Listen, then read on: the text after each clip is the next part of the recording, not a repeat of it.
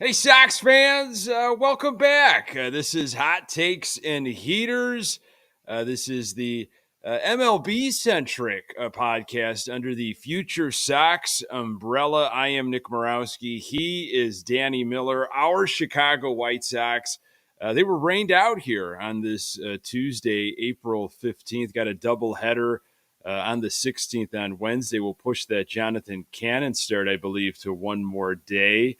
Sox off to a historically bad start. We're going to get into some of that. Tommy Pham, Nick Nastrini, who looked pretty good on Monday. What is going on with the offense, lack thereof? Who's to blame? We'll talk a little Pedro Grifol because we love doing that. So much more. Jump on in the comments. Bring us all your good, bad, ugly. We love it, chopping it up here on Hot Takes and Heater. Danny Miller, good to talk to you, buddy. Yeah, it's good to be here. It's this Tuesday night. Unfortunately, we do not get a White Sox game, so the Tuesday winning streak is officially over. What was it? Was it at one game? Was it one day for us? No, it was two. We've got Oh, the that's only right. two wins. Yeah. We got to come in during the ninth inning a couple weeks ago to The see Michael Kopech game, Kopech sure.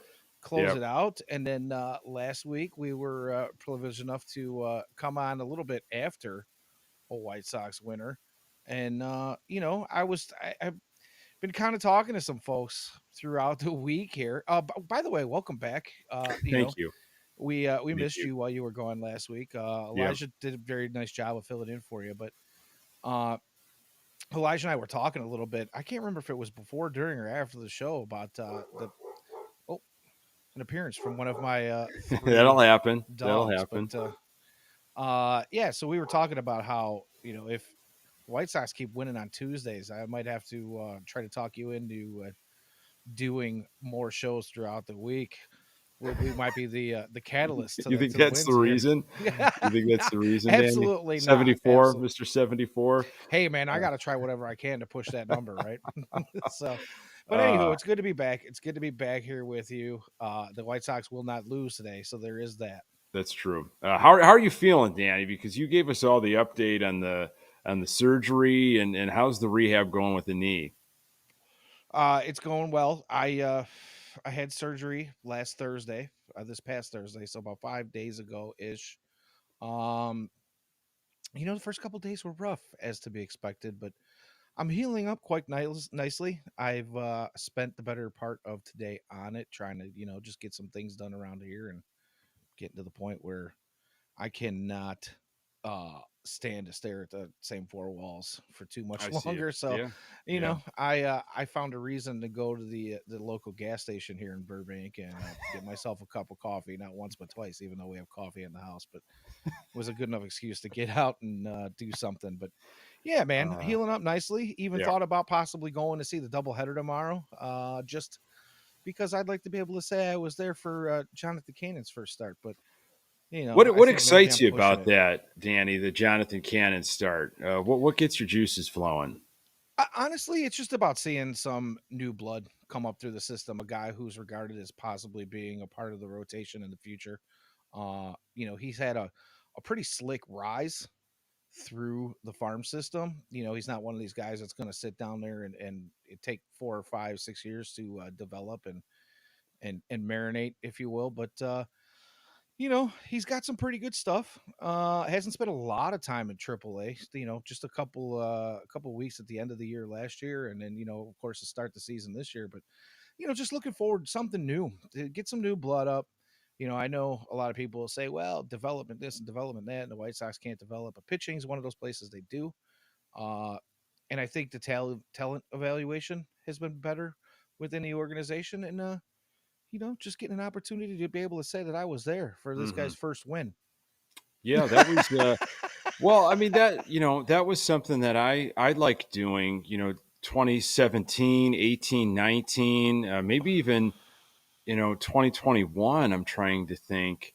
There were guys that were making their first, at least their first South Side appearance. They might have started their career on the road, but you got to be there for their first home game. And I shared a memory, just on Twitter X about being there for Moncada's first game. When he was Right. rumored to be called up. I had tickets actually for that game, so it just worked out. And the anticipation for that guy, working the count to get a walk and getting a standing ovation, from that, believe it or not. And here we are, not knowing what his future's like, if we're ever going to see him really play at the level in the small sample sizes that we've gotten to see. Will he ever do that again for us on the South side? That's to be determined. But Well, if you were to the believe Cannon, anything that Chris Getz says, no, I we don't. might see Moncada back, but Sure, it's the White Sox. yeah, Smoke and I mirrors wouldn't abound. read into that too much. So we got a question though about Cannon's, pitch mix here. Are you familiar? Can you speak logically on what you might get? What kind of arsenal Cannon has? Not a whole lot, to be honest with you. I know that he worked on developing some new pitches, a lot like Nastrini talked about yesterday, where he worked on some new grips, trying to dial some things in. Uh, I think the other guys at Future Sox would probably be the ones that be able to really kind of delve into that. Um, but the main thing that I know is that he kind of worked on command issues a little bit in the off season. Just being able to kind of get the right shape on some of his pitches.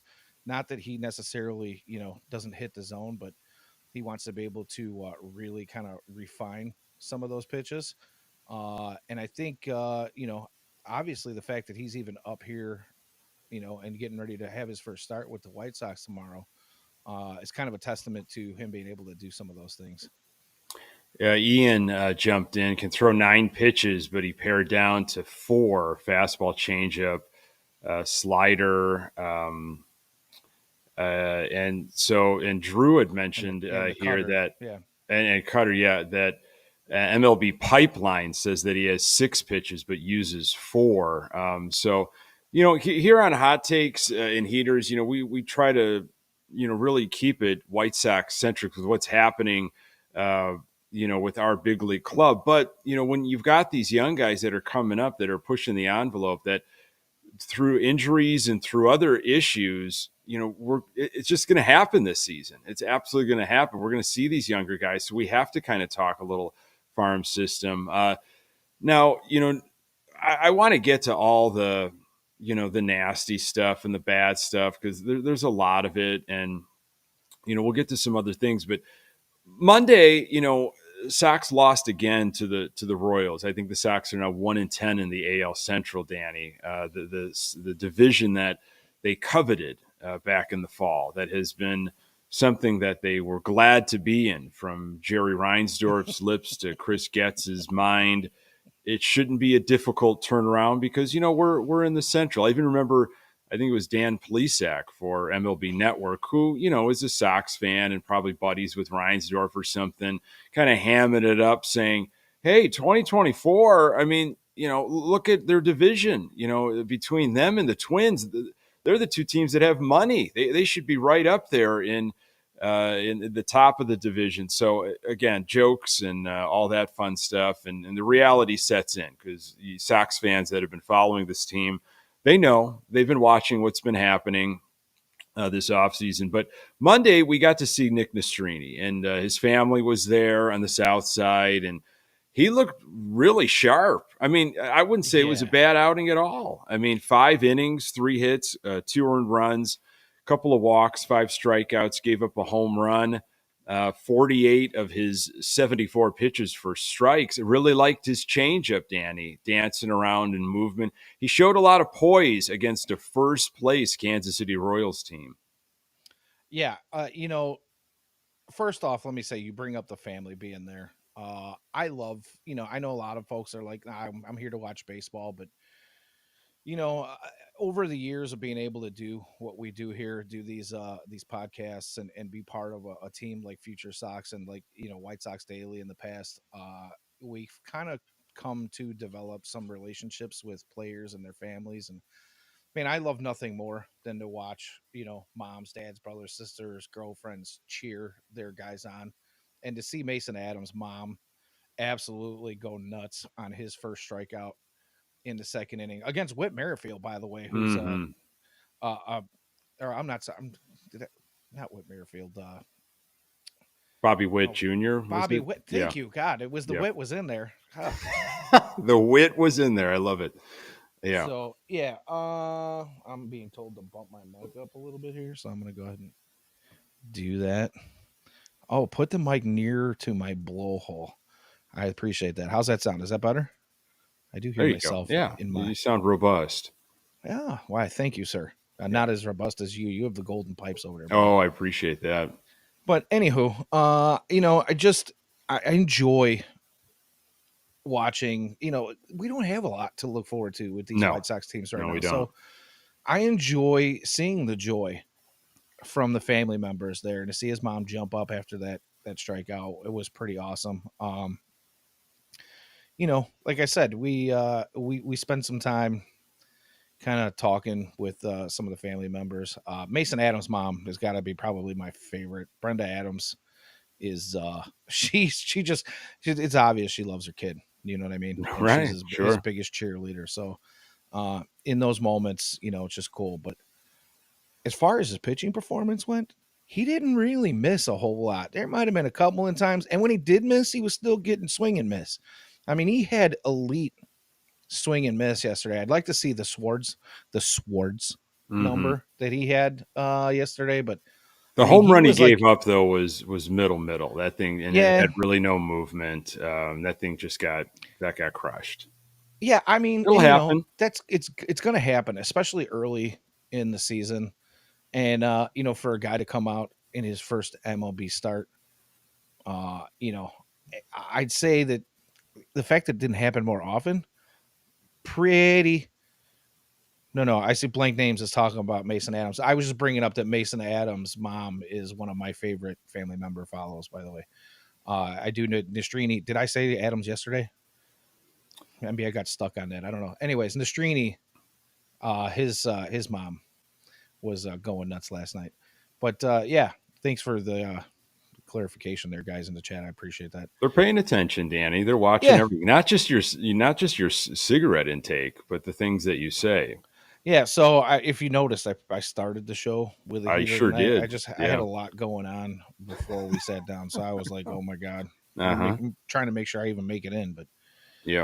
I'm gonna try a new strategy tonight, and I'm gonna go ahead and fire that up. We'll see how long we get to You it, know, I or if would. we get to a topic that gets me going on the smoke If you're signal. But looking for more things to do, Danny, just as you're recovering, maybe like a just kind of a cigarettes and gas station coffee podcast or something, just kind of living the life out there and, what's to do maybe in surgery recovery. I just would love just kind of for you to just wax on about what's been happening with you as you are just kind of immobile. yeah, cigarettes and coffee podcast. Let me just go ahead and do a podcast on what not to do when you're trying to lower your blood pressure, right? So And yeah. then factor in the White Sox and between Well, all of I that. mean, Yeah, that's why I've got the fat heater tonight. there you are. And I'm Yeah. gonna try to go ahead. I'm gonna go ahead and spark that bad boy up right now. Well, you can It is spark a it up, and we could transition to Tommy Pham if you want. I I feel mean, like however you want to do it. Do you have any thoughts you know on Nick I Nastrini start last night? Since I'm finally getting his name right. here's a guy that Coffee talk. I've been kind of looking forward to see. I've talked to a lot of people before the season that I had a feeling this was going to be a wash. I didn't think they were going to be going many places. I didn't think it was going to be as bad at all as it is right now. But a guy like Nastrini, a leisure who pitched in the game as well, it was good to see him and what he has been doing this year. That's exciting. So I liked his changeup. I liked the movement that he had. I liked his command. Again, against a team that's in first place right now. Whether they hang around and stick around, but anytime you're having your debut, there are going to be butterflies. There's a lot going on. It doesn't have to be necessarily struggling against a first place team. It could be a last place team. It could be, but I liked what I saw, and it's again confidence to build off of. That we talk about that going way back to spring training, Danny, with Crochet's first outing, or maybe it was his second outing against the Dodgers. Again, spring training, but that's a tough Dodgers lineup. Crochet did very well for himself, and I thought that was going to be a good building block. onto his future outings. So a good start for Nastrini, and unfortunately a loss, but it was kind of a Jose Quintana type of outing. Didn't go terribly deep in the game, but 5 innings is kind of what you're going to get from starters these days. Unfortunately, I'd love like 6. 7 is, man, getting greedy, but zero offense. And how about this? The White Sox have hit 1 home run, Danny, in the last 9 games. 1 home run in the last 9 games. They have hit 3 in the last 13. The offensive numbers are just bottom of the barrel in all of MLB. The amount of times they've been shut out, and what I think troubles me so much is that the things that they were supposed to do, get on base, take extra bases, play fundamentally sound. They built this team of like scrappy gamers, TW guys that maybe are in a mirror image of Chris Getz, or guys that maybe Chris Getz and Pedro Grifol put their heads together in the offseason and said, this is the type of team we want, fast. Obviously, not just the acronym, but literally, fast. We want speed. We want guys that can play good baseball, defense for sure. And all of that has been really failing. So that's what, hey, I knew you weren't going to, outscore teams. And I know you weren't going to crush teams and just power your way through with home runs and such. But at least do what you said you were going to do. At least do with, how you were built. And they're not even doing that. It's going horribly wrong. Well, I mean, when you say things like, there's, they sat down and together in the off season and said, this is the kind of team we want to build. I mean, that's what they told us, right? That's what they told us in the off season, that we're going to get better defensively. And I think I even remember saying, it was Bannister saying that, he thinks that these are the types of moves that can get you 15 more wins just by pitching and defense alone, without adding more offense. And it's not the same line of Rick Hahn rhetoric, lawyer speak, but they're selling a product that just does not look good. And I think they probably knew that, just as most of us did. Again, you can throw that 74 number that I threw out there at me all day long. I expect it. It has not Steve Sohn stopped. was at 71, so Right. it's So, not. and who knows? Maybe as some of these hungry young kids come up, Stop it. Stop. You're going to maybe try to you and I. double down on your 74, and I'm not going to let you right now. Okay. I'll tell you what. Since tonight was a rain out, I'm gonna go ahead and say that this Tuesday game does not count. So tomorrow, if we get a win, if we get a W tomorrow in the first game, or Okay. whichever game it is that Jonathan Cannon pitches starts, you and I are gonna have to do 3 to 4 shows a week, bud. Just saying that, we're gonna call this a push on tonight's postponement, but Yeah. I'm gonna get that number up to 74 one way or another. If I got to go out there, and if I got to do the streak thing and get myself banned from the stadium to either burn some eyeballs out to make people not want to see that ever again, and maybe play some decent baseball so I don't have to go out on the field and entertain the fans better I mean, than you're going the team to will. games right I don't now know. because you got friends that you want to see, because it's just something that you do. You want to show your kids maybe, or you just want to be there. You just like going to the ballpark and seeing it. Just, I don't know, being in that atmosphere, watching live baseball. People will talk about, how can anybody give Jerry, a dime to watch this team? I mean, you're not Oh, going the to fan watch. shaming is awful. Well, yeah, I mean, everybody's got, an angle, and everybody's going to completely, question your fandom and tell you how to fan, and you're doing this wrong and you shouldn't do that. It's like, hey, if you want to go to the game, go ahead. Absolutely go ahead. I get it. Like, there's a lot of, I don't want to say history, but like there's a lot of tradition with a lot of people. Baseball's back, and this is their team, and they want to go see them, and this, that, and the other. Nobody's going there expecting a competitive baseball. and that's what No, the sad thing is. And you probably saw AJ Brzezinski's rant on his thing, foul territory, and he went off and a he lot of said different some directions. he said some decent things. There was a couple of things in there that might not have been completely accurate, but I mean, he was at least throwing the sentiment of a big chunk of the fan base out But there. what I liked that one of the things that I like that he said is, just come out and say you're going to suck at the beginning of this. Just and he kind of said, like, and the fans would say, okay, fine. And I don't know if that's exactly true. I think there would still be a lot of pushback, and there would probably be problems with season tickets and all Milkshakes. that other kind of stuff. And but at least be honest. Just be upfront. Like, this is going to be a painful year. We're trying to rewrite a lot what was done. We've got a plan. You don't have to give me years or how many years we're looking. You don't have to give me the house analogy that Steve Stone has used, but just be upfront. And I think you'll find that, yeah, we all saw what happened. We get it. It was a complete failure. The rebuild failed. You need to go in a different direction. Don't tell me you're going to be able to somehow be competitive in 2024, or you're going to sell me on Shoemake and Lopez and this Pilar and this team that they've cobbled together with a starting rotation that has very little track record in MLB, a porous bullpen. And now you add all these injuries, which aren't terribly surprising because they're the same culprits year after year. Don't sell me on that. Just come out and say it. Fans, it's going to be a problem. It's going to be rough.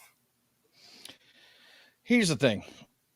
I don't know. I'm sure, as a matter of fact, I know there are some people in the chat right now that saw a little bit of a rant that happened between me and another guy last night. And I mean, this dude was like hell bent on trying to make me feel ridiculous. Now, On social media and on the old Twitter X. oh yeah, Oh on the old boy, I Twitter didn't, I X, didn't, I didn't see that. just happened to, I made a little joke comment about, something completely unrelated, and this guy decided to jump in and say, "Hey, I hope all the fans do their job and just stop showing up and stop giving this dude a dime." Yada yada yada. And I said, you know what? Basically, my response, because I can't stand the fan shaming. I get where your head's at, dude. Don't get me wrong, and I understand that this is not something most people want to watch. But like you said, you want to go to the game, go to the game. I don't believe Yeah. that the attendance is going to change the way this organization operates all that People much. If we were operate dead last, independently. They could think for themselves. Like, if they don't want to go to the game, I think honestly you're going to see more than the other side of that. You're going to see more people staying at home, being away from it, not wanting to spend money. well, that didn't But last that's long. their choice. It's like, if you want to go, I get it. I'll be at some games this season. Absolutely. I'll take my kid. I'm not going to deny him an experience of some baseball that I love, that my family loves, like this. And I shouldn't say the actual baseball, but the organization, the entity that is the Chicago White Sox, that's in our blood. And we'll go experience that, a couple times this summer. But I can't tell somebody you shouldn't do this, you shouldn't do that. But if you want to revolt, if you want to, chant, and that's the other thing. Oh, why are you chanting sell the team? He's not going to sell the team. Don't you know all the tax laws in Illinois and everything? There's no way he's going to ever want to sell the team. You're wasting your time. I don't necessarily think it's verbatim, literally sell the team. Now, I think a lot of people do feel that way. But I think, to me, though, as a fan, the sell the team is more of, you're a moron. You run this team incorrectly. You talk about doing right by the fans, but that's like way low on your priority list. You're a liar. You have different priorities than you say. You are not invested in building a winning team. You'd rather go try to get a new stadium instead of build an actual winning team, the way you should be doing it. You're lazy. Instead of going out to find the best general manager you possibly could, get the best organization in terms of the front office, you're lazy. And you just brought in Chris Getz, and he's lazy by keeping Pedro Grifol around. The sell the team stuff, I think, is more of just, yeah, exactly. It's just more of just a venting of, you know, you're doing it so wrong, and it starts at you. It starts at the top. It absolutely does. 100%. And like I said, I understand the sentiment behind that kind of that train of thought. I get that 100% wholeheartedly. I get that people are like, hey, you know what? Stop putting money in this guy's pocket because he obviously doesn't seem to care because he runs things so atrociously. But the thing is, you know what? My couple of dollars isn't going to make a drop in this guy's piggy bank. You know what I'm saying? If I decide to go now, when I was having this conversation, I was sitting comfortably in my yard watching the game. I'm not even at the game, right? Right. I'm just tired of people shaming other fans Yep. for going out to the ballpark. And then, as Ian pointed out in the chat, this dude called me a coward. Well, I'm a coward for saying Well, people should be able Danny, to spend their money however they want. And if this dude was like, hey, you should stand for something for once in your life. Well, first of all, you know me zero, number one. Number two, if this is the one thing in your life that you're taking a stand on, you should probably reevaluate your life. and I don't think you should be sitting there analyzing where somebody takes their stances or not. For all they know, like, you've made other decisions, that you've got principles on, like, how far or how little you want to pay attention to the Sox team, maybe monetarily or maybe time wise, throughout your weekends and into the summer. You maybe have already made those decisions. This is what's gets aggravating, especially as this team completely unravels, is like you start getting a lot of finger pointing within fans. Like, there's these different cliques, these different pockets, and if someone wants to go, great. If someone doesn't, I get it too. I've gone down my rabbit hole with season tickets, and I can't voluntarily, almost blindly, just give you money, a lot of money, for a product that I don't see you improving in.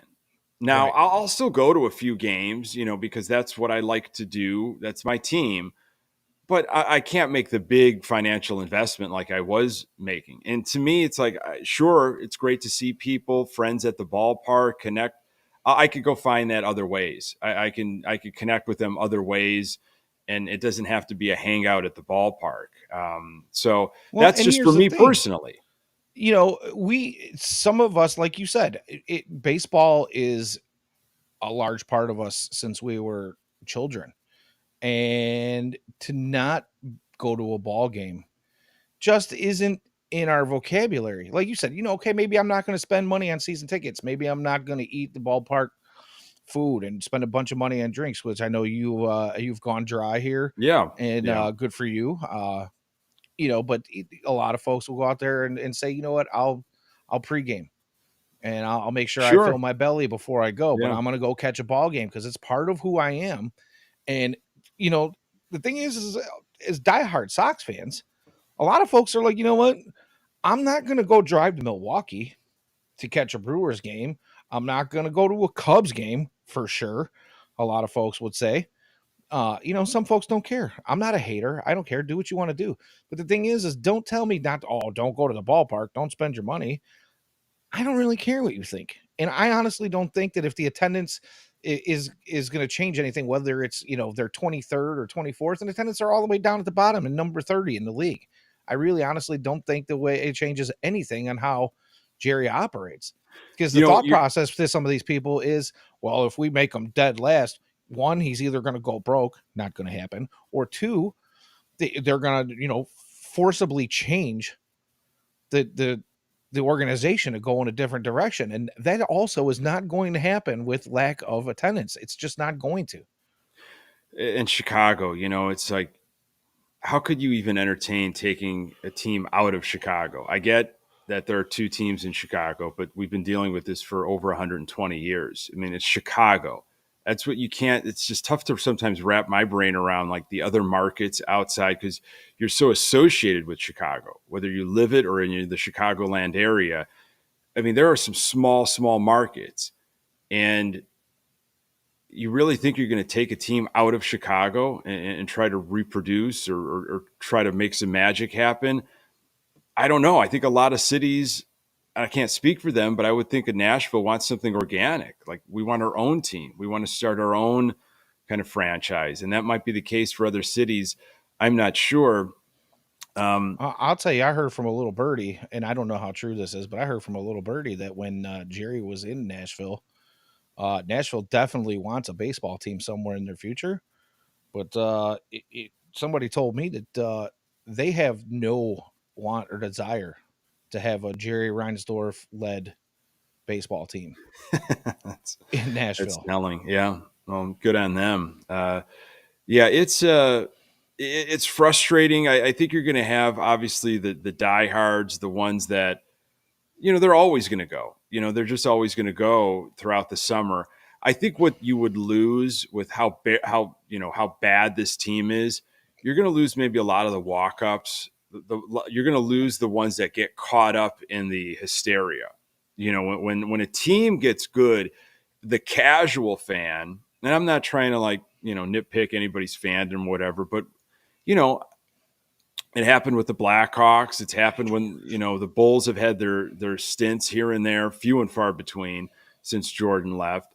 Where a team gets hot. There's just a craze. We're all talking about it, and you're just I want to check in on what's going on with this team. I want to Right. see these superstars. I want to see this magic that's happening. There's going to be none of that. So you're going to lose a lot of that. Just hey, I was wondering what to do this weekend, and I think they're in town. Like, let's go. It's a nice weekend. That's where you're going to really see it. Yeah, and that has nothing to do with being a Chicago fan or a White Sox No, fan. That's just general hysteria, right? that's humanity in sports. That's Right. social. That's Any sports team that is that's successful society. and sees an increased run of success is going to see an increased number of fans and attendance and memorabilia sales and the whole 9 yards. So I some folks will say, well, White Sox fans are smart for not going to a game when the product isn't that great, and that's why attendance is down. And others will say, well, White Sox fans just suck. And you know what? I don't really care what the reasoning is. I'm just I have not going just to no tell people time how or to spend patience their to. money. It's I used to get into those heated arguments back and forth, especially with Cub fans. That wasted a lot of my 20s. Just getting in heated battles in person, whatever. I mean, social media wasn't around, so it was a lot of in person at bars and at games, and it was bad, And it's just like it's two brick walls trying to yell at each other. Nothing was getting done. It's you have your beliefs, I have mine, and we're not really going to do any change here. And online, on Twitter X or wherever, it's tough, man. It's tough to have those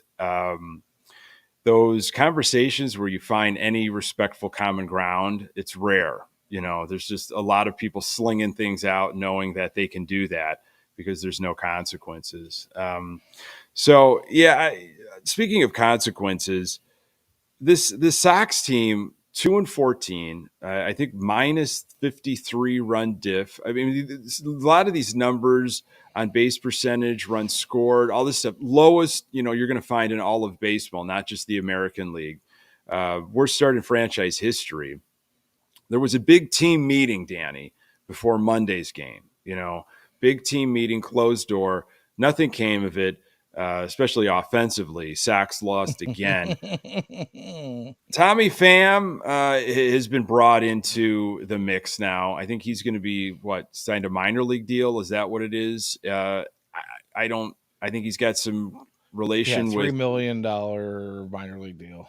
a relation with Barfield from Arizona.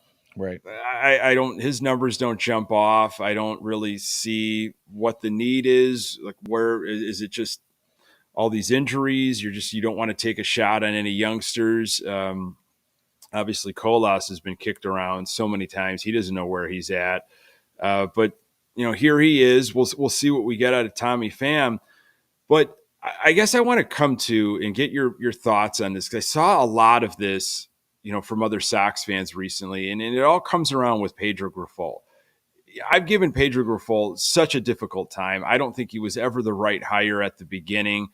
And as more things have been figured out and who really made that hiring and, how that came to be. And I struggle to listen to him. It's comical, his printed quotes. I use them quite frequently on Good Guys Talk Back on Sunday nights, as others kick him around. And he hasn't shown me anything at all, anything different from what we were seeing last year. And last year, well, he got dealt a team that maybe he just couldn't manage. Too many veterans. He expected something different. He just didn't know how to get it back on the rails.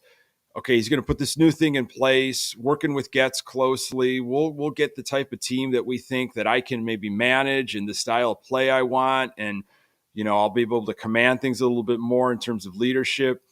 And I just haven't seen the little stuff, just sloppy baseball, mental lapses, all that kind of thing. So the fire Grifol stuff, is what I ultimately want to get at. Now, I understand that firing Pedro Grifol is not going to immediately produce win. It might not affect the wins and losses very much. My thing is this: if you seriously, as an organization, look yourself in a mirror, and why start now, right? That's the big kind of like, why would they really look at themselves now and be honest? But if Chris Getz has a conversation with Reinsdorf and they say, I mean, look, Grifol's not the long-term guy. He's not the guy that we really want in place. We're not really sure who that is, but we know it's not Grifol. And if he's doing more harm than good, which I feel that's the case, then get him out of here. Just get him out of here, cut the fat, get rid of the dead weight, and let Montoya manage and do whatever he can do. Like, that's where I don't understand why people are like, well, why? What's the point of even firing? Nothing's going to change. If you think one little ounce of change can happen because you don't see Pedro Grifol as your future, then you got to get rid of him.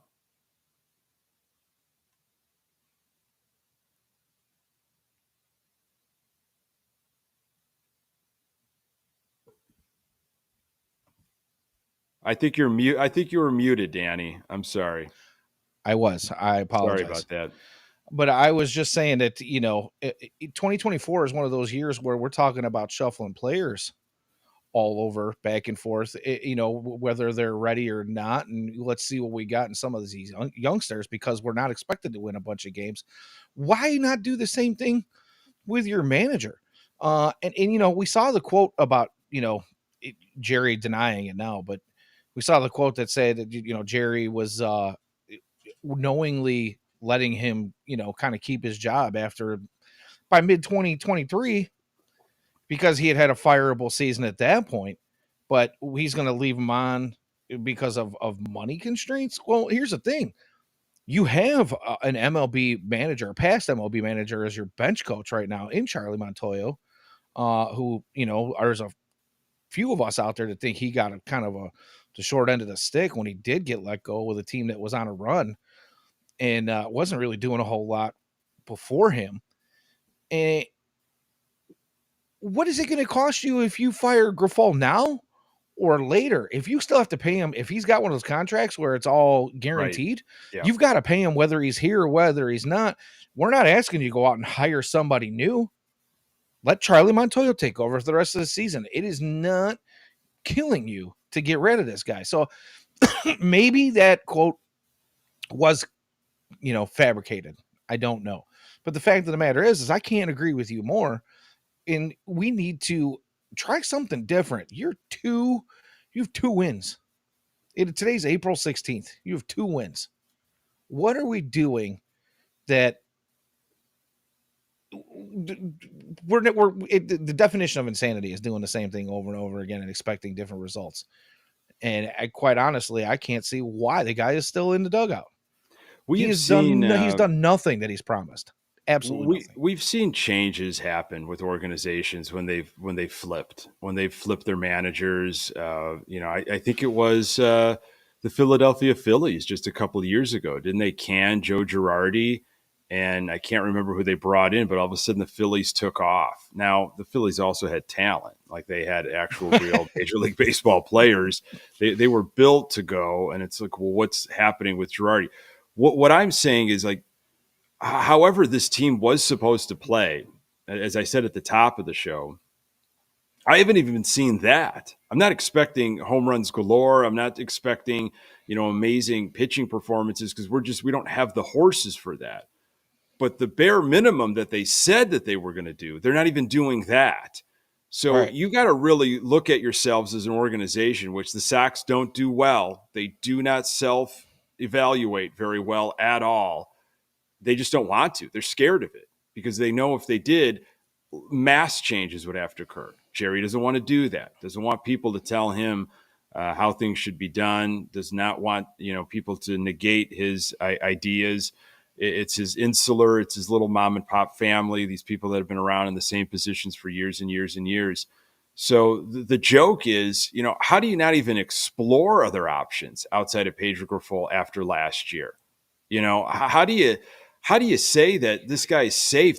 Is this truly the guy you want leading this ball club when they do maybe have the horses and they can compete? I'm shocked if that really is the answer. I just don't see it. So if there is a doubt in your mind and you're saying, look, Pedro, guy, I knew it was going to be bad, but you haven't been able to get anything going that we talked about, that we planned. I'm sorry, you're out, and it's just, I know you didn't have like an all-star team. I know there's been injuries, but you can even be frank with them. You're not the future. Okay. You were kind of like here as a little placeholder. So once, and anything in life, once you know what you want your future to be, you want to start putting that in place right away. You just don't want to like procrastinate. So look, if you Well, could say to yourself, he's not the guy down the road, then man, cut bait now. yeah. Well, this is, I feel like, kind of harkening back to things that we'd seen in the past. We go back to, Ricky Renteria Yeah. and TLR, even, where, fans were calling for those guys' heads. Ricky Renteria doesn't look so bad right now, right? Oh my But, goodness. Bring him back, his please. in-game management wasn't exactly the greatest, but the players seemed to respect him, and they went out there and they hustled every day, and they did the little things that Pedro Grifol has been telling us he's going to get going for this White Sox team that isn't happening still to this day when we're talking about fundamentals of defense and you know And Renteria was a former manager. He right. didn't have a ton of experience, but he was with the Cubs. I believe was he a bench coach with the San Diego Padres before he was brought over to be Robin's bench coach? I mean, he was around in the managerial role before. And I get it. Pedro has held a lot of different positions with the Royals, and his resume is deep, but it just looks like he is way out of his element. And he knows, he's got to know that if he gets canned, when he gets canned, who is touching Pedro Grifol and asking him, hey, we need you to be our manager? I mean, Yeah, and that's the thing. He may end up in baseball somewhere, after this stint with the White Sox, at the helm here, but I don't see there's nobody that's going to offer him a managerial position. I don't think there's anybody out there that's that crazy. Uh, and the fact that you talk about him only being a placeholder and not really having the talent, but the thing is we talked about, again, going back to Tony La Russa and Ricky Renteria. We all wanted, as Sox fans, wanted to see them get into a habit of knowing what it takes to win and getting into the right mind frame and just being I wanted a uh machine to be built, an absolute right. plug and chug machine. And it's not happening right No, now. It's no. not. I like you That was want to my have issue, that. Danny, with You got to Tony set La a Russa. precedence. La Russa I knew he wasn't a long-term solution. I just knew it. Well, I think we all did. You're bringing in La Russa almost as a reactionary thing. Jerry's forcing this because he thinks, whether you believe he's trying to right a wrong or not from back in the 80s, or that's his mentality of, we got to get past the hump. The only guy to do it is La Russa. Like, he's the guy. That's how he thinks, in that archaic way. And okay, no disrespect to La Russa's resume and everything he's done in baseball. And hey, he took the Sox in 2021 to win a division, but that's not what this team was built going into. It was not supposed to just win a division in one playoff game. Like, we were supposed to be, in the pennant, in the ALCS, winning a pennant, going to the World Series, winning a World Series. So I thought, like, well, that's a little short-sighted to bring in La Russa, which probably was only going to be for a couple of years. It was supposed to be a 3-year deal, and after a year and a half, for health reasons, he was out. So now you got to start this all over again and kind of get things going and get this machine with a new manager. It's like, why not do that after Renteria? If you really were going to let Renteria go, get a guy that you thought could be around for 6-7 years to really, build something. That's where I had the issue. Well, I mean, you look at some of these baseball teams that have had some success over the years and how long they kept the same skipper running the team on the bench for many, many, many moons. You got Bochy's obviously bounced around a little bit, the last Francona, part of his year, but I mean, he spent a lot of time in one place. Terry Francona, if it wasn't for his health, probably would still be, perhaps, doing his thing. And he'd been there for a long time. I mean, there's just guys out there that stay and they have that staying power because they're good baseball guys. I'm just not sure Pedro he's not a dugout guy. I think he's more of a front office guy. I think he's probably got a good head for baseball in the right place. And I don't think this is the place for him. He was a good catching coach. Salvi Perez, it sounded like he was a second father to Salvi Perez and what he was able to do. Usually catchers make good managers. Baseball family. So that's that's right. He did. Baseball family. Well, he did. Pedro talked about that because that's why he wasn't going to go see the solar eclipse. I've got because that baseball and family. Here. I mean, the quote ended there pretty much. There was a pause because baseball and family. Yeah, it was. What does that even mean? I'm not going to watch it. It doesn't interest me that much. I'll watch videos of it to see what it looks like. I probably shouldn't say that because, family and baseball. People don't believe it, but I believe it. I live it, and that's all that matters. So I don't know if he went on his own little rant that people think that he doesn't believe in family and baseball. I can't figure this guy out. I'm too busy with my family and baseball to look up. Yeah. Where you're at a pretty sweet spot. I mean, Cleveland, I think was that they were in line for that full coverage or whatever you want to call it, whatever the path of totality.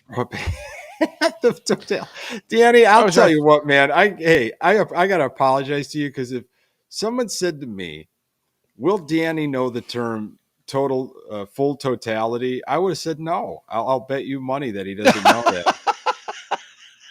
Thanks, man. Thanks. I love you, buddy. I love you, but I just didn't think. I finished 7th grade, bro. No, I'm kidding. But yeah. I mean, I feel like everything is the path of totality for the White Sox here lately. Like totality in just lack of. Danny, is the Andrew production. Benintendi contract the worst contract in White Sox history? I mean, I know that's a tough on the spot, but Pat and I tried to kick it around a little bit on Sunday, and great show the other night. By the way, I appreciate it. Thank you for jumping in, and there we go, man. You're ripping, you're bouncing, you're bebopping. You brought up Benintendi and the freaking contract, and now I gotta put the cigar down. I've had a time to think a little bit. John Danks was getting talked about in the chat on Sunday, and that no, I know, I'm just kidding. What about Danks? That was a crazy contract. You give up on Burley and you throw that contract at Danks, and after coming, I think he had an injury-prone year, and he still got that money he got, and he definitely didn't live out that contract, I don't think. That was tough. I was also thinking about the Adam Dunn contract. Mm. Do you specifically know a lot of like, because a lot of that era, that Robin Ventura era, that was kind of foggy. I know Dunn had 1 year where he was just mashing, but for the most of that I believe it contract, was I the thought it first was just season, pretty garbage. or maybe the second year he was here.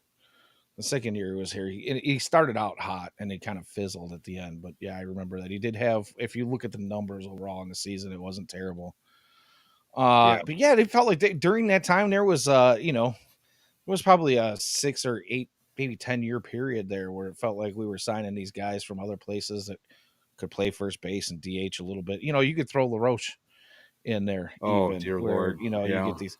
Tommy was really the only one that worked out, had some good seasons here, until you had a Legend. little bit. You mean White Sox legend Jim Hey, Thome? I'm listen, sorry. I mean, he was, he did most of his damage in other places in his career, Hmm. but he did not have a bad He time here in the South he Side had until he had some some injuries. historical moments in He a White did Sox indeed. uniform. Yeah. But I mean, you look at some of those contracts and you go, "What on earth?" But that Dallas was, Keuchel. Would you put Dallas Keuchel as a just a horrible contract?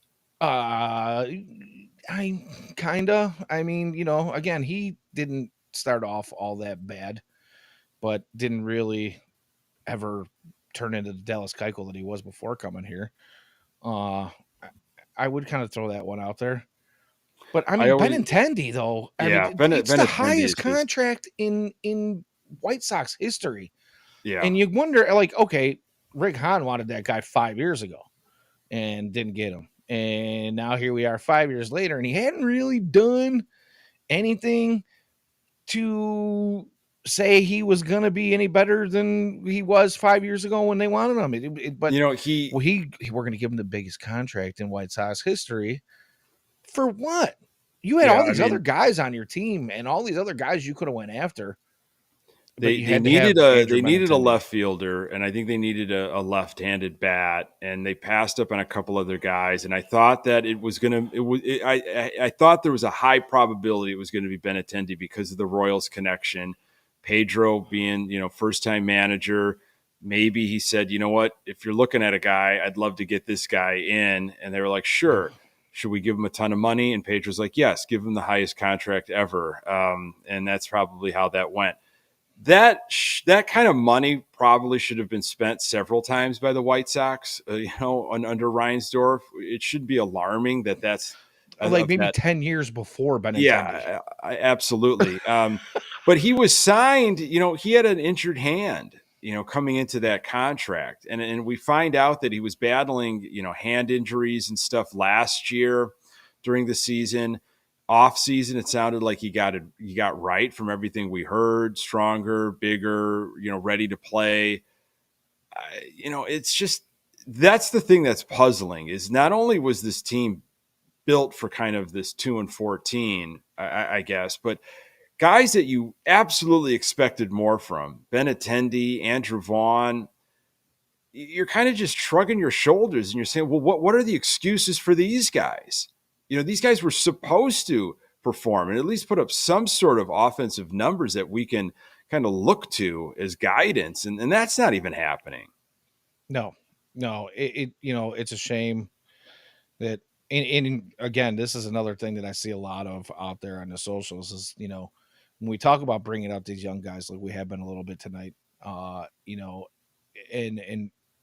I even seen it's way earlier in the chat. I'm sorry, Drew, I'm not ignoring you. I saw Drew Boggs ask, what kind of prospects we could probably see later in the season, and Well, do you want to even rush why. guys? I mean, Well, and he even asked, like, why won't we see Drew Thorpe or sure. Yeah. Colson Montgomery this year? And I won't say that we won't see either one of them. There's a chance we might see both of them. But you definitely don't want to push things if they don't need to be pushed. But, and I just lost my train of thought. Well, I mean, that's just where we're at as Sox fans, kind of going all the way back up to the Nastrini conversation and kind of bookend things. Is you don't want to force somebody, you want them to force the issue. But like this is the year to just kind of get excited for new blood, and I was excited to see Nastrini. We're excited to see Jonathan Cannon. I'm excited.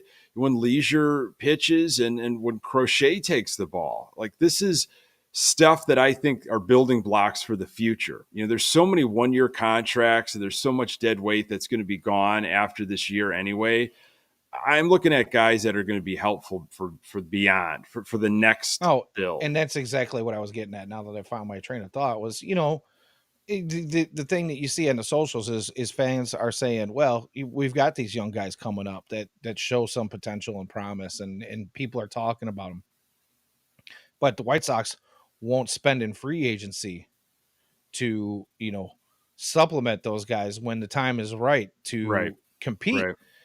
And, I don't know that I 100% agree with that, just because we talked a little bit last week about the available money that's going to be out there for the White Sox next year and the amount of money coming off the books.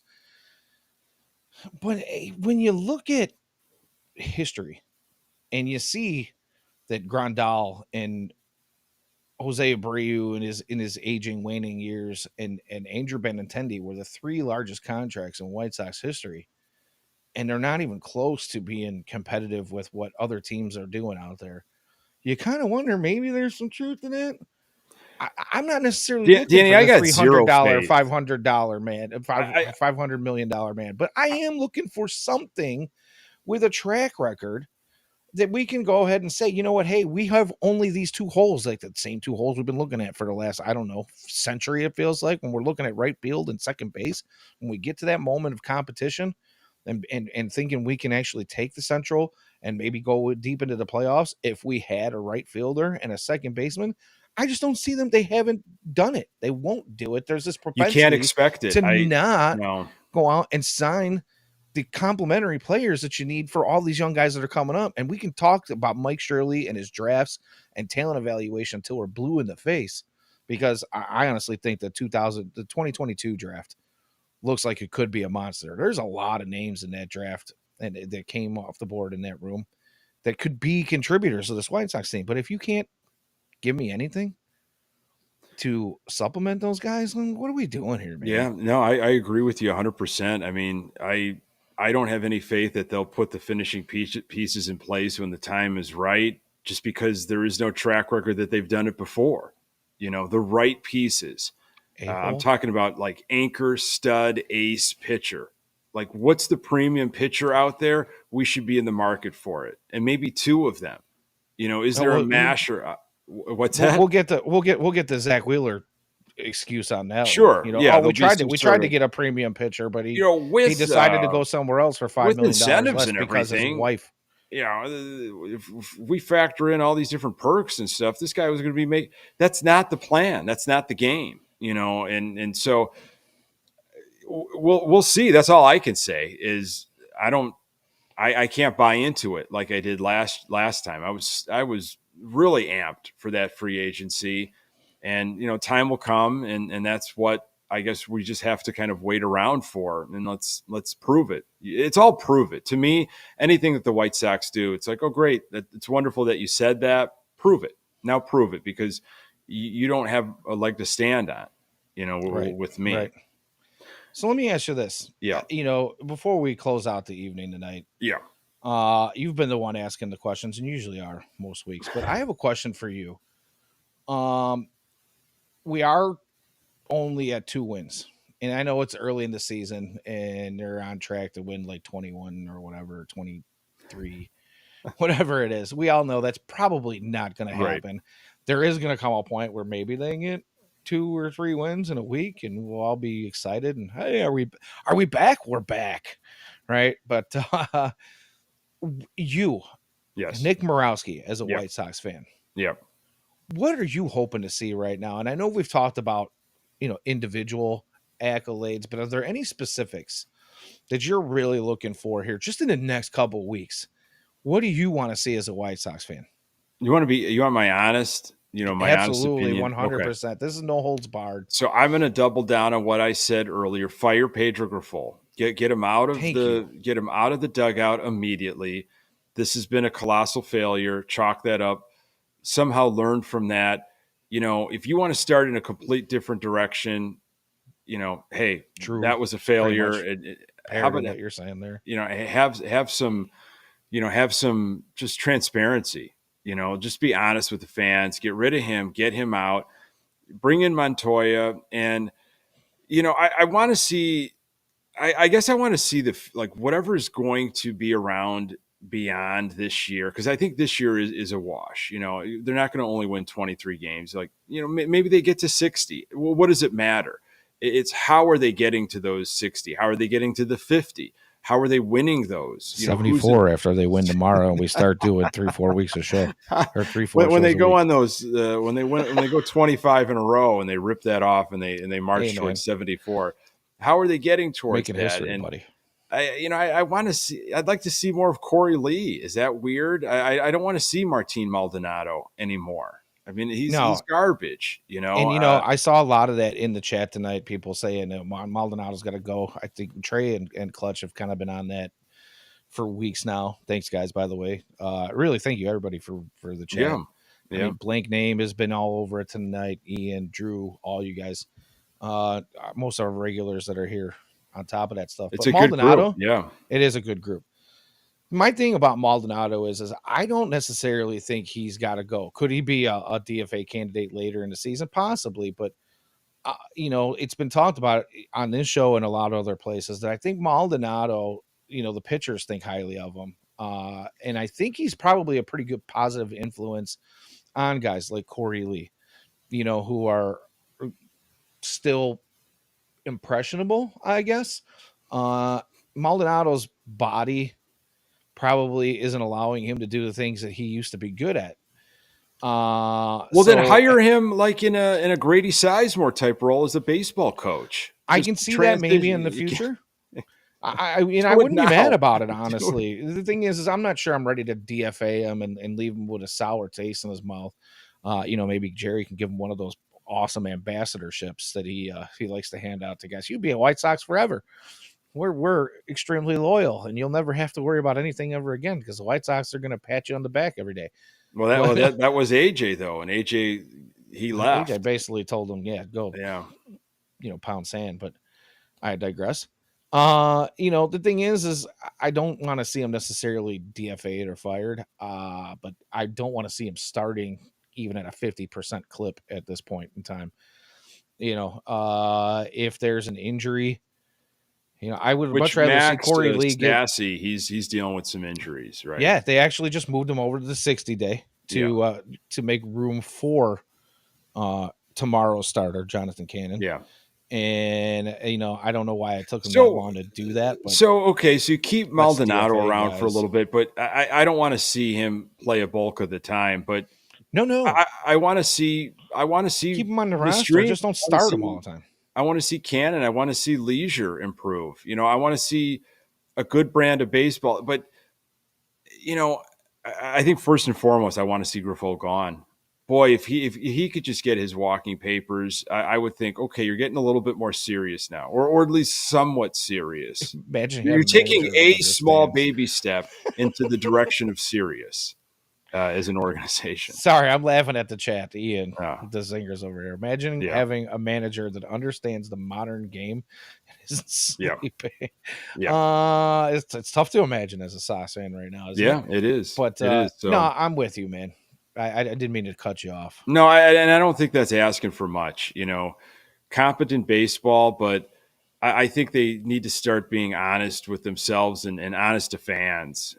And it's just. It's not happening. He just doesn't have it at all. And I know that there's a lot of injuries, and of course, and guys aren't playing up to their potential and all that other garbage, but you just know it after watching baseball for so long and seeing the ebb and flow. Like you just pick it out. You just know that this isn't for this situation is not for him.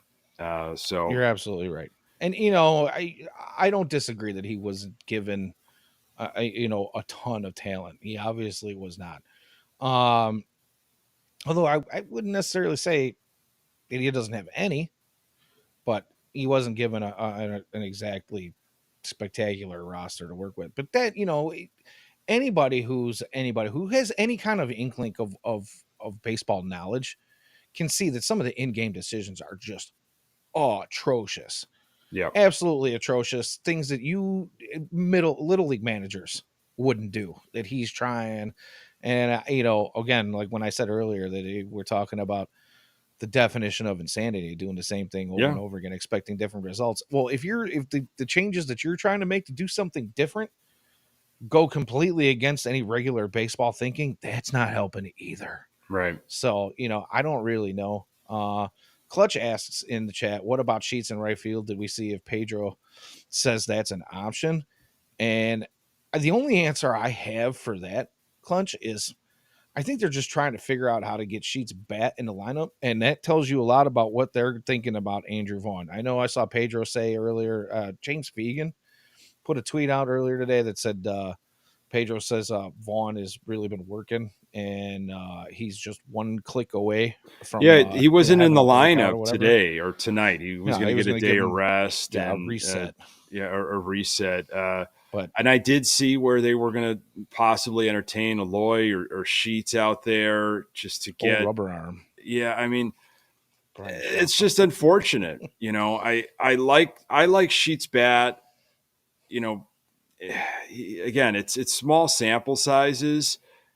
I just don't see it in regularity. And I think that goes in hand with the amount of playing time or the lack thereof. It's like, how do you use Sheets? I think the Sox have not been able to figure that out because of the log jam that they've had in similar situations, the hybrids, the first base DHs that they've tried to force into different ways because they haven't been honest with themselves in roster construction during the offseason. Right field was something you were supposed to figure out again. And I thought they kind of did. Dom Fletcher, okay, we'll see him out there. And it's been a lot of matchups out of Grifol. And now you're going to sacrifice, more defense issues just so you can get that left-handed bat in the lineup. That, You see, get Robbie Grossman out there to walk twice a game because yeah, he's not really hitting the cover off the ball, right? But I mean, he's getting on base. It's nice to have a leadoff man that'll get on base every now and again. Defense isn't exactly great. yeah. Well, I would like to see some of these guys start to swing the bat a little bit, but we talk about Sheets and getting his bat into the lineup, and they have to put him in right field right. That's to the find that while Andrew Vaughn struggles. I mean, give Andrew Vaughn an extended break. On Sunday night show with Ian and James, James brought up that Vaughn still has 3 options. yeah. I'm not opposed to sending a guy down. Obviously, this is a guy who was a number 3 overall draft pick for the White Sox. They're going to give him his opportunities. They're going to give him his chances. But you know what? It wouldn't be the first time that somebody who's been up for 3 years goes down to the minor leagues. Yeah. And why are we Crazy again? It's to think about that. 2024. Yeah. It's 2024. We're not doing anything as a team. And when I say we, I mean the White Sox. I'm sorry. I'm one of those people that has that problem. I am not part of the White Sox organization. My opinions and views are my own. Yeah, Drew But brings up a point that he didn't even have a minor league career. No, he was part of that Schaumburg taxi squad where everybody and their brother was like, "This kid's got it. He's got it. So let's just fast track him." Yeah. Well, you got a doubleheader against the Royals on Wednesday. You've got a day off on Thursday, I believe, and then they're off to Philadelphia. That's, they're middle of the pack. I think they were 500 the last time I checked, kind of hanging in there in the NL East. They got some horses there. That is NL East has got some teams, that's for sure. So I don't know, man. We played the whole game of like, well, how many more wins until the next time we talk? I don't know. It's just they'll catch. Hey, you'll win accidentally from time to time. I think it depends on what kind of starting pitching they get. I've seen now through like the third time through, third or fourth, these starting pitchers. It's starting to crumble a little bit as expected. The hope was that they would kind of hang together maybe through April and May, give us a couple months. You played a lot of AL Central. Maybe you catch some teams off guard because they haven't seen you before. And, that's kind of not the case right now. So now you're just on, chewing gum, paper clips, and just cunning and guile, just trying to do Holding it anything together however yeah. you So can. Huh? I don't know, Yeah. but You hey, know what? yeah. Go I'm ahead. so no, God, what were you going to say? I was just gonna, thank our folks for tuning in and Oh, start kind of well, saying the goodbye. chat's rolling. Do you got a couple minutes here? Yeah, yeah. Obviously these guys have been bringing it up in the chat. I just wanted to, and we won't spend a ton of time on this because, it's low hanging fruit. But I'm sure you saw, and I know you saw because I sent the photo to you. But the tweet I put out earlier, again, tweeted out originally by James Fagan, the Yeah. White Sox schedule for today and all the optional stuff. Do you want to You know, discuss that at all? Like I that said, it's that's low I hanging looked fruit, at but some of the times of it, and it was a little strange. Like the stretching was what, 3 hours before game, 2.5 hours before a game. There was an optional stretch. Like, what is happening? Like, is that something, hey, we get to the ballpark and you can come to our team stretch and then go about your business and do whatever you're going to do baseball activity wise, and then we're going to have another team stretch, as a lot of people see on the field. If you're watching live, if you're there in person, right. they've got that team stretch going on. They've got trainers out there and all the big rubber bands. You and I were talking along with, Ian, just in text and stuff, just from going back to our former just playing days, high school, college, whatever it is, even a little bit beyond. I mean, there was no optional stretching ever. It was, we're all doing a team stretch right like when we get off the bus, like right when we're all together. And then you had your outfielders, your pitchers, your infielders, they might break up and do some other, maybe more specific stretches to whatever they're really doing. And of course, the pitchers, especially the starting pitcher, was on their own kind of world. You almost didn't talk to them. They were with a pitching coach. I remember just working on my own stuff and however I needed to get prepared for the game. But the amount of optional things, like the hitting, the cages, like optional, that was alarming to me. Is that how it is in other baseball organizations? It's just Well, shocking. and that's the thing, James, I guess it was put out there that uh the White Sox asked James to take that picture down, but once it's out there, it's out there. The It's internet out never there. Yeah. forgets. Yeah. So whatever, but he put out that a follow-up tweet like, hey, just want to basically full disclosure type of thing, like, that optional stretching is not uncommon. They do a pregame stretch, like you said, before the game starts that we see. But It's just not a when I good was look for a playing, 2-14 team, well, you know what? I mean, and again, I never played it at the major league level. Of I'm not course. somebody who's going to claim to know how they do things, but I played at some pretty high levels of baseball, and I never saw a schedule that even had the word optional on it. There was nothing ever posted in our locker room, our clubhouse. There was never a team meeting that said, hey, you guys can come to this if you want, but if you don't, go do whatever the hell you want to do that day. Never seen anything like that in my time. Yeah. And it's just shocking to me. Again, and you and I are both pitchers. Mm-hmm. I've done some work out of the pen and as a starter. Yeah, I as My well. Yeah. time as a starter was like, you said you spend, maybe 3-4 hours before the game. I was spending some one-on-one time with my starting catcher and, or maybe 2-on-1, I guess, and one of the pitching staff coaches, whether it be the main pitching coach or one of the other guys. But, you kind of go through where your head's at. Mm-hmm. You're looking at the opposing lineup. You're doing all those things. I never once heard of a team that didn't have a team stretch. And there are other teams that, you might break off into your groups, like you said. I've seen it, and our teams did it. But that was usually like, hey, let's go out and throw some catch. Like, even on this thing, playing catch was an optional word. Right, It was right, right. never an option for us. You either now, whether or not that means pregame or like hours before, I don't really know. This schedule is kind of a little uh, indiscriminate. There are times down there, and whether or not there are other stretches pregame, for whatever reason, those aren't actually on this schedule. They're Mm-hmm. not pictured. So Why do we need times for everything else for everybody to be out there? We don't Yeah. need times for the stuff that's actually required. Yeah, So it's I just a don't know how bad, I bad buy that. look. I don't Bad know how much I look. buy it. I mean, what if it means something? It doesn't mean anything. Just to see that many optional things for a 2-14 team, and the optional stuff, fielding, catching, hitting. Those are the things that we're failing at. So you don't want to Starters see that. stretch at 2:45. The Yeah, starting pitchers stretch at 2:45 for a that, 6:40 start. that That's is odd. 4 hours That before that's the game. that's really odd because you're not. I mean, you are not ramping up anywhere close to that. Leading up to that. I just, I don't, maybe, I don't know. Maybe you're playing a little bit of light catch or you're working on some like just mechanical hitting some spots here and there. But, it. Once you get ramped up, it's kind of, I don't want to say dangerous, but it's difficult then to start cooling down and then having to get ramped back up again. That can do I some mean, you serious see it shoulder and arm issues. in a long inning. In a long inning, Yeah. I've gotten up and I felt like, oh man, I'm starting to stiffen up already.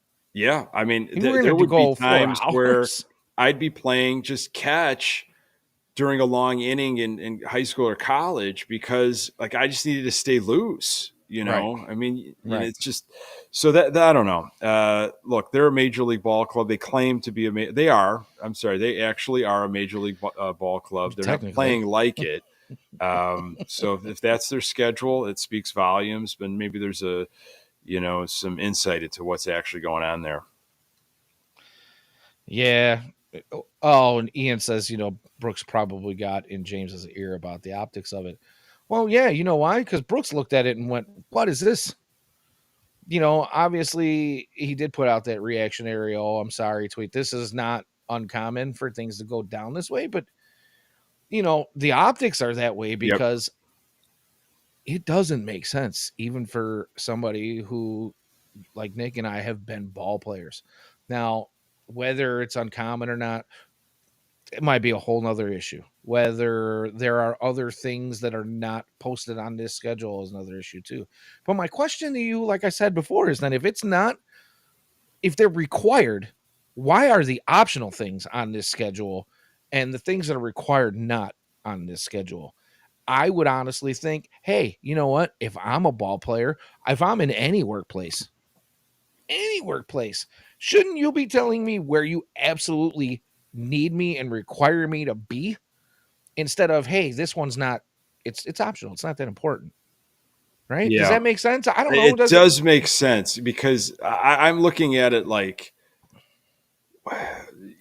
be more a little bit more like be clearer with just who's going where and just assigning people like having that schedule the how vague it is with the optional that just makes me feel of like what the off season might look like. It's optional for you to take care of yourself or it's optional for you to be following Well, these different that's a guidelines. great point because even if it is like Ian says, it's a pre-game stretch, like it's way early than the actual game stretching. I don't know, a team that's had 3 hip flexor and groin injuries, a team that's Yeah. had years and years and years of hamstring and back issues. Yeah. Why at this point is it optional? I don't give a shit, pardon my French, if you are having another warm up before the game, if you are having another stretch before the game. At this point, you probably should be stretching as often as you freaking know possible. that's going to be public. That little schedule is going to be public, so even if you don't follow it, don't have the word Optional. optional in there, like, because it's somebody's going to photograph that.